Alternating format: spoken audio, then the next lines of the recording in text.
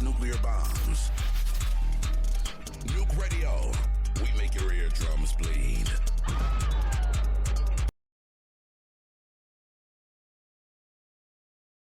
Hey guys, Ezra here.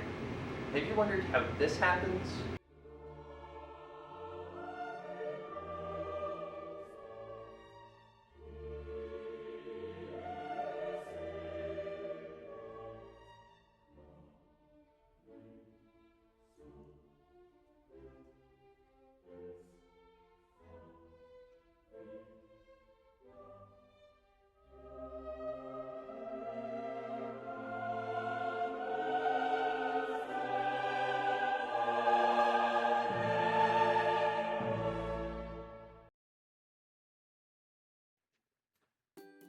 Well, that's what we like to call nuclear fission.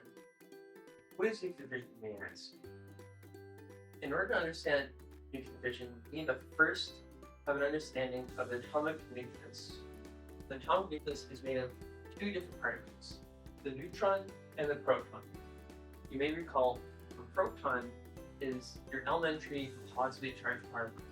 The neutron has the exact same properties as the proton, but just has no charge. Now, you may ask, how do we get two protons to come next to each other, like in the atomic nucleus? Since like charges repel. Well, there's another force, aside from the electromagnetic force, called the nuclear strong force, that acts as a glue between these particles. And you need the neutron for this to work. Otherwise, the Coulombic repulsion, or the electromagnetic repulsion, will be too great when they come next to each other. When we get enough of these particles next to each other, the nucleus starts to become unstable. And when we finally add our last neutron, it begins to pull down this huge potential well from the strong nuclear force. And as it does, it gains a lot of kinetic energy and creates a fission reaction. So how do we get from this to this? Supplies. Mission at 20 minutes remaining.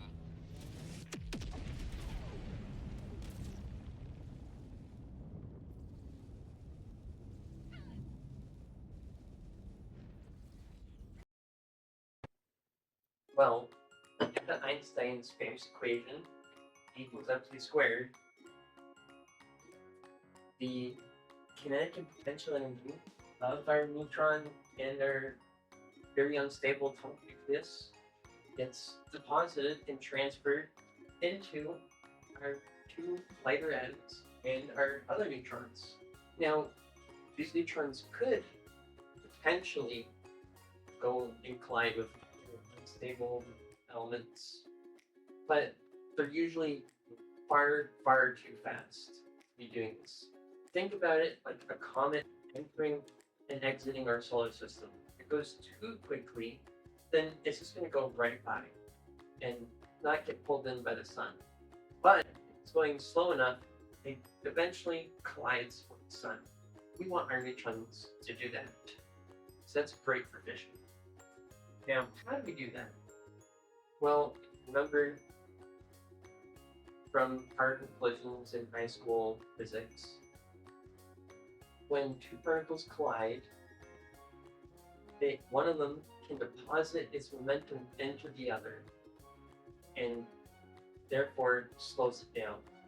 It turns out that lighter elements are great at doing this because they have something called a cross section for those kinds of interactions, being elastic collisions and inelastic collisions.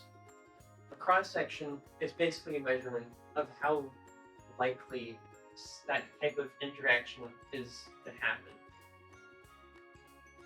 And as our neutron collides more and more, it loses more and more kinetic energy, and its cross section for fission with a heavier element increases until we're able to fission again.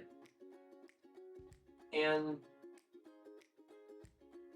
when we're able to do that enough, to the point where more than one fissile neutron is produced for each fission reaction, we use something called criticality.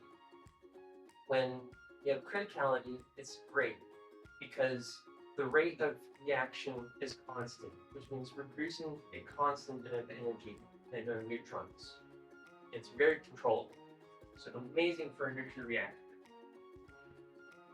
When the rate of neutron production for fission is more than one, then you have supercriticality, which is unfortunately amazing for a nuclear bomb, or however you have to fit it.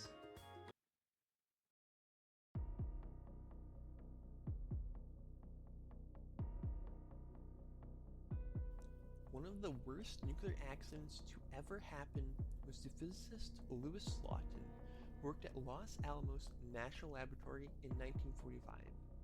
Louis was using a 6 kilograms core of plutonium meant for a nuclear bomb that had already killed one of his friends attempting the same experiment he was about to.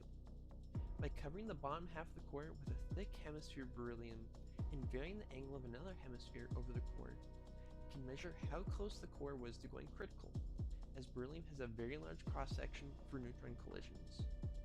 The greater the coverage, the greater the number of neutrons that can be reflected back at random towards the core, and the closer the core approached the edge of criticality. The procedure for the experiment was already extremely dangerous, but Lewis thought it just wasn't enough. He would then remove the spacers meant to keep the top hemisphere from covering the core completely, and instead controlled the coverage with the tip of a flathead screwdriver to bring it as close as possible to criticality. On his last day at Los Alamos, Lewis was demonstrating the experiment to some of the people who'd replace him, when suddenly, who could have guessed, the screwdriver slipped from his hand and the core instantly went supercritical.